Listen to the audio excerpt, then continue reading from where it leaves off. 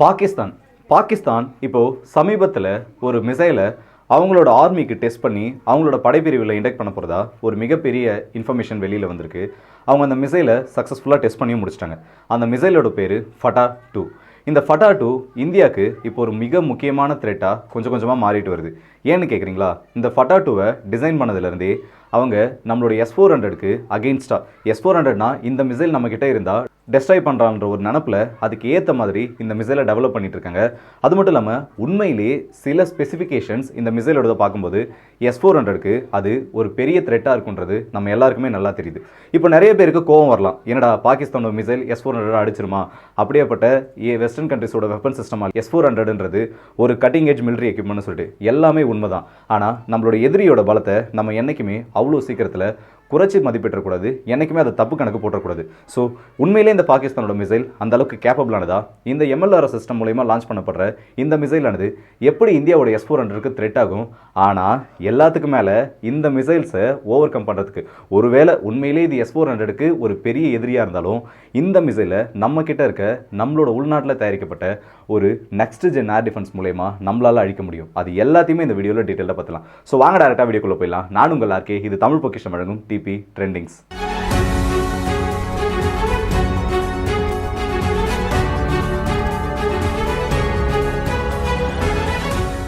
2021 முதல் முறையாக இந்த ஃபட்டா-2க்கான வேரியண்ட்டை இந்த பாகிஸ்தான் டெவலப் பண்ண போகிறாங்க. ஏற்கனவே இவங்ககிட்ட ஃபட்டா வெர்ஷனில் ஃபட்டா-1ன்ற ஒரு ராக்கெட் சிஸ்டம் இருக்குது. இதோட ரேஞ்ச் கிட்டத்தட்ட வெறும் ஒரு 110லேருந்து 150 கிலோமீட்டருக்குள்ள தான்.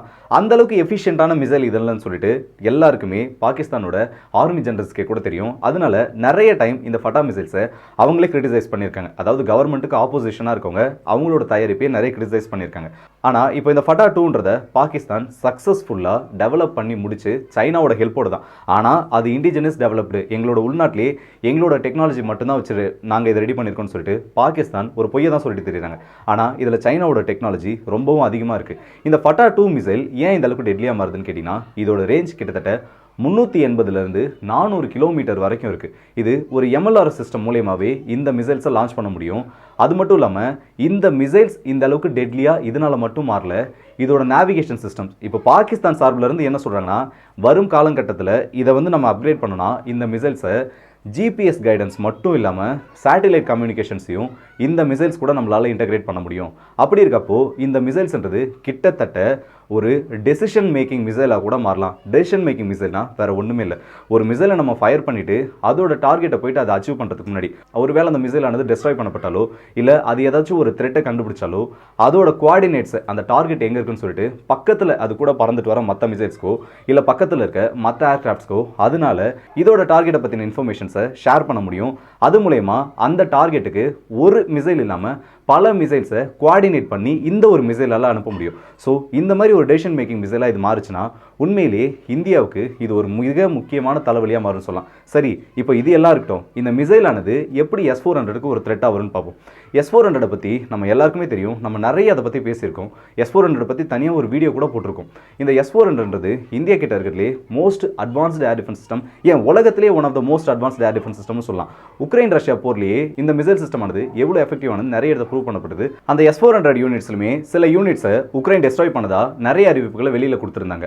ஆனால் அதில் நம்ம கவனிக்க வேண்டிய விஷயம் என்னன்னா, நிறைய அபேண்டன் பண்ணப்பட்ட S-400 பேட்டரிஸையும் ஒரு சில பேட்டரிஸ் லான்ச்சர்ஸை மட்டும்தான் இந்த உக்ரைனால் டேமேஜ் பண்ண முடிஞ்சது. ஒட்டுமொத்தமாக ஒரு யூனிட்டை மொத்தமாக அழிக்கிறதுன்றது கிட்டத்தட்ட நியர்லி இம்பாசிபிள்னு சொல்லலாம். இது அப்படியே ஒரு பக்கம் இருக்கட்டும். இன்னொரு பக்கம் நம்ம பாகிஸ்தானை பற்றி பார்ப்போம். இந்த ஃபட்டா மிசைல்ன்றது மற்ற மிசைல்ஸ் மாதிரி இல்லாமல் ஒரு ஃப்ளாட் ட்ரெஜெக்டரியை ஃபாலோ பண்ணு சொல்லலாம். ஒன்றுமே இல்லை, ஒரு நேர் கோட்டில் ரொம்பவும் லோ ஆல்டிடியூடில் இந்த மிசைலால், பாகிஸ்தானோட இந்த ஃபட்டா-2 மிசைலால் பறக்க முடியும். அப்படி இது பறக்கிறப்போ எந்த ஒரு காரணத்தை வச்சு நம்ம S-400க்கு இது த்ரெட்டாக மாறும்னா வேறு ஒன்றுமே கிடையாது, அதோட ஆங்கிள் ஆஃப் ஃப்ளையிங் தான். இந்த S-400ஓட பேட்டரிஸ் இருக்கட்டும், அதோட ரேடார்ஸ் இருக்கட்டும், இது எல்லாமே சர்வேலன்ஸ் பணிகளில் ஈடுபட்டு இருக்கப்போ அதோட ஆங்கிள் இந்த பூமியோட கர்வேச்சர் காரணமாக ஒரு கட்டத்துக்கு மேலே ரேடார் வேவ்ஸ் பூமியோட சர்ஃபேஸ்க்கு மேலே தான் போகுமே தவிர கீழே இருக்க மிசைலை ஐடென்டிஃபை பண்ண முடியாது. அது ஒரு 25 கிலோமீட்டர் 30 கிலோமீட்டர் அதோட நிலப்பரப்புக்கு ஏற்ற மாதிரி இந்த கர்வேச்சர்ன்றது மாறும். அது மட்டும் இல்லாமல் அந்த ரேடாரோட வேவ்ஸ் ட்ராவல் பண்ணுற டிஸ்டன்ஸை பொறுத்தும் இது மாறும். அப்படி இருக்கப்போ இந்த மிசைலானது லோ ஆல்டிடியூடில் பறக்கிறப்போ இந்த S-400ஓட ரேடார்களுக்கு இந்த இந்த மிசைல் தெரியாது. கிட்ட வரப்போ, ரொம்பவும் கிட்ட வரப்போ தான் இந்த மிசைல் S-400 கண்டுபிடிக்கும். அதனால இன்டர்செப்ஷன் இந்த இடத்துல நடக்கிறதுக்கு சான்சஸ் குறைவுன்னு சொல்லிட்டு பாகிஸ்தானோட ISPR சொல்லியிருக்காங்க. இந்த ISPRனா பாகிஸ்தானோடது ஒரு ப்ரொபகண்டா மீடியானே சொல்லலாம். Inter service public relation. இவங்க தான் இந்த அளவுக்கு S-400க்கு அகைன்ஸ்டா இது ஒரு த்ரெட்டா அவங்க சொல்லிட்டு இருக்காங்க. மற்ற யாரும் சொல்லல. சரி, இவங்க தானே இதை சொல்றாங்க, நம்ம இது ஈஸியாக விட்டுலாமே, பாகிஸ்தான் போய் சொல்லுவாங்கன்னு சொல்லிட்டு நம்ம இது ஈஸியாக ஓவர் கம் பண்ண முடியாது. ஏன்னா எப்போ நம்மளோட எதிரியோட பலத்தை நம்ம குறைச்சி மதிப்பிட ஆரம்பிக்கிறோமோ அப்போவே நம்மளோட தோல்வின்றது கொஞ்சம் கொஞ்சமாக வர ஆரம்பிச்சிடும். இதுக்கு நல்ல உதாரணமாக சொல்றது இப்போ நடந்துட்டு இருக்க இந்த ரஷ்யா உக்ரைன் போர் தான். இந்த ரஷ்யா உக்ரைன் போரில் ரஷ்யா ஆரம்பத்திலே ஒழுங்கான டாக்டிக்ஸை யூஸ் பண்ணி உக்ரைனை அடிக்கணும்னு நினச்சி அடிச்சிருந்தாங்கன்னா ஈஸியாக கேப்சர் பண்ணிருக்கலாம். ஆனால் இவங்க இந்த ஸ்பெஷல் மிலிட்டரி ஆப்ரேஷன் பண்ண ஆரம்பிச்சு கொஞ்சம் கொஞ்சமாக இந்த வார இழுக்க இழுக்க ரஷ்யாவுக்கும் லாசஸ் வந்துட்டு இருக்கு, அதே டைமில் உக்ரைனுக்கு மிகப்பெரிய லாசஸ் வந்துட்டு இருக்கு. ஸோ இந்த மிசைலை பற்றி நம்ம தெரிஞ்சுக்கிறது அந்த அளவுக்கு முக்கியம். சரி, இப்போ இவங்களோட கருத்துப்படி இந்த மிசைல் வந்து ஃபிளாட் ட்ராஜெக்டரியில் பறந்தாலும் இது கிட்டத்தட்ட 25 கிலோமீட்டருக்கு முன்னாடி இருக்கப்போவே S-400ஓட ரேடாரில் சிக்கிடும். அது இவங்க சொல்கிற கணக்கில் ரொம்ப லோ ஆல்டிடியூடில் பறந்தாலும், ஒருவேளை இவங்க சொல்கிறது பொய்யா இருந்தால் பல 100 கிலோமீட்டருக்கு அந்த பக்கம் இருந்து மிசைல் கிளம்பினாலே S-400ஆல் இதை மிசைல் லாக் பண்ண முடியும். அப்படி பண்ணியிருக்கப்போ அதில் இருக்க 9M96 மிசைலாக இருக்கட்டும், இல்லை 4N மிசைலாக இருக்கட்டும், இது எல்லாத்தையுமே அகேன்ஸ்டாக இந்த மிசைலுக்கு அகேன்ஸ்டாக யூஸ் பண்ணி நம்மளால் நியூட்ரலைஸ் பண்ண முடியும். சரி, அப்படியே விட்டுருங்க. S-400 இந்த மிசைல் வந்து தாக்குறதுக்கான வாய்ப்பாகவே இருந்தாலும் S-400 மட்டும் அந்த இடத்துல நிறுத்தி வச்சிருக்க மாட்டோம். அதுக்கு முன்னாடி நம்மளோட இந்தியாவால் உருவாக்கப்பட்ட ஆகாஷ் ஏர் டிஃபென்ஸ் சிஸ்டமை நம்ம நிறுத்தி வச்சிருப்போம். இந்த ஆகாஷ் ஏர் டிஃபென்ஸ் சிஸ்டம்ன்றது இந்தியாவோட ஒரு மிக முக்கியமான வான் பாதுகாப்பு சாதனம்னே சொல்லலாம். கிட்டத்தட்ட இதோட ரேஞ்ச் 40லேருந்து 60 கிலோமீட்டராக இருந்தாலும் லோ ஃப்ளையிங் ஆல்டிடியூட்ஸில் வர எந்த ஒரு த்ரெட்டாக இருந்தாலும் இதை அடிச்சுக்கிற மாதிரி நியூட்ரலைஸ் பண்ணுறதுக்கு இந்தியா கிட்ட நம்மளோட உள்நாட்டு தயாரிப்பு வேறு எதுவுமே இல்லைன்னு சொல்லலாம். அதுலேயும் இந்த ஆகாஷ் ஏர் டிஃபென்ஸ் சிஸ்டமோட நெக்ஸ்ட் ஜென்ரேஷன்லாம் கூடிய சீக்கிரத்தில் வரப்போது. இப்போ கொஞ்சம் கொஞ்சமாக நம்மளோட படைப்பிரிவுகளில் அப்கிரேடட் ஆகாஷ் மிசைல்ஸ் எல்லாமே சேர்க்கப்பட்டுக்கிட்டு வருது. நேற்று கூட DRDO இந்த ஆகாஷ் மிசைல்ஸ் அப்டேட் பண்ணி ஒரு டெஸ்டிங்கை பண்ணியிருக்காங்க. ரொம்பவும் லோ ஃப்ளையிங் ஜோனில் பறந்து வந்த ஒரு ஏரியல் டார்கெட்டை ஹை அக்யூரேசியோட இந்த மிசைல் அடிச்சிருக்கு. இப்போது இந்த மிசைலை தாண்டி இந்த ஃபட்டா 2வால் போக முடியுமான்னு கேட்டிங்கன்னா 100% சான்ஸே கிடையாது.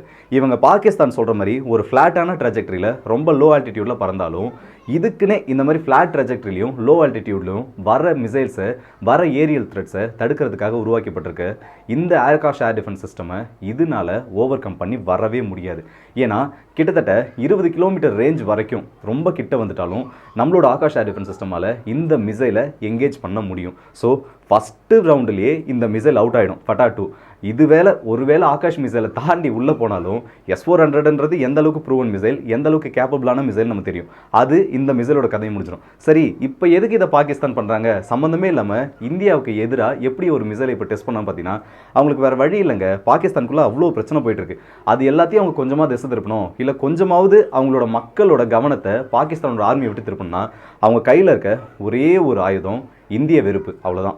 இந்தியாவுக்கு அகேன்ஸ்டாக இந்த மாதிரி ஏதாச்சும் ஒரு கருத்தை கூறலாம், இல்லை இந்தியாவுக்கு எதிராக என்கிட்ட இப்படி ஒரு மிசைல் இருக்குன்னா அது சைக்காலஜிக்கல் வார்ஃபேராகவும் பண்ண மாதிரி இருக்கும், அவங்க மக்களோட பிரச்சனை கிட்ட கொஞ்சம் தள்ளி வச்ச மாதிரி இருக்குன்ற ஒரே காரணத்துக்காக தான் இப்படி இது எல்லாத்தையுமே பண்ணிட்டு இருக்காங்க. அதுக்குன்னு இந்த மிசைலால் எந்த பிரச்சனையுமே வந்துன்னு சொல்ல அதிகப்படியான எண்ணிக்கைகளில் நம்மளோட ஏர் டிஃபென்ஸ் சிஸ்டம்க்கு அகேன்ஸ்டாக இந்த மிசைல்ஸ் ஒருவேளை ஒரு 50 மிசைல் 100 மிசைல் அந்த மாதிரி ஒரே டைமில் அனுப்புனா நம்மளோட ஏர் டிஃபென்ஸ் சிஸ்டம் கூட அவங்களால சேச்சுரேட் பண்ண முடியும். ஸோ நம்மளோட இந்தியாவும் இதை ஒரு த்ரெட்டாக கன்சிடர் பண்ணாமல் இதையும் எவாலுவேஷனில் எடுத்துக்கிட்டு இதை கவுண்டர் பண்ணுற மாதிரி நிறைய எலக்ட்ரானிக் வார்ஃபேர் சிஸ்டமையும் நிறைய ஏர் டிஃபென்ஸ் சிஸ்டமையும் இம்ப்ரூவ் பண்ண வேண்டிய கட்டாயம் நம்மளோட DRDOக்கு இருக்குது. ஸோ இந்த வீடியோவில் நம்ம பார்க்க வந்த அப்டேட் சொல்லலாம். இந்த வீடியோ பற்றி உங்களோட கருத்துக்களை கமெண்ட் செக்ஷனில் சொல்லுங்கள். அதுலேயும் குறிப்பாக சொல்லணும், இப்படி ஒரு மிசைல் பாகிஸ்தான் கிட்ட இருக்குது இந்தியாவுக்கு உண்மையிலே த்ரெட்டா, அப்படி இல்லைனா ஆஸ் யூஷுவல் அவங்களோட ஒரு ப்ரொபகண்டா நியூஸாக தான் இதை பார்க்கணுமான்னு சொல்லிட்டு நீங்கள் என்ன நினைக்கிறீங்கிறதையும் கமெண்ட் செக்ஷனில் சொல்லுங்கள். ஸோ நல்லதை பகிர்ந்து நல்ல சமுதாயத்தை உருவாக்கும். அடுத்த வீடியோவில் சந்திப்போம். அதுவரை உங்களிடம் வந்து விடைபெறுது உங்கள் எல்லாருக்கும்.